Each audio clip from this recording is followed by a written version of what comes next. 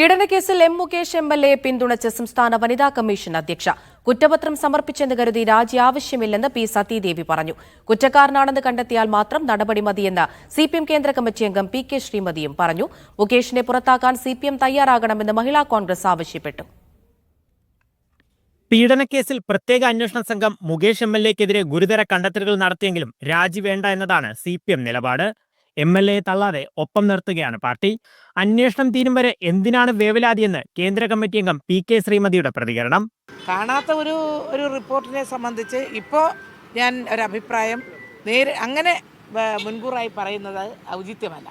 രാജിവെക്കേണ്ടത് നിയമപ്രശ്നമല്ല, ധാർമ്മിക പ്രശ്നമാണെന്ന് വനിതാ കമ്മീഷൻ അധ്യക്ഷ പി സതീദേവി പറഞ്ഞു.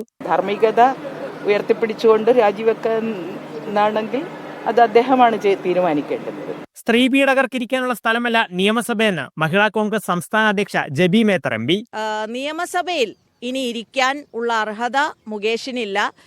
നിയമസഭ സ്ത്രീ പീഡകർക്ക് ഇരിക്കാനുള്ള ഒരു സ്ഥലമല്ല. മുകേഷ് എംഎൽഎയുടെ രാജി ആവശ്യപ്പെട്ട് കൊല്ലത്ത് മഹിളാ കോൺഗ്രസും ബിജെപിയും പ്രതിഷേധിച്ചു. മഹിളാ കോൺഗ്രസ് എംഎൽഎയുടെ കോലം കത്തിച്ചു.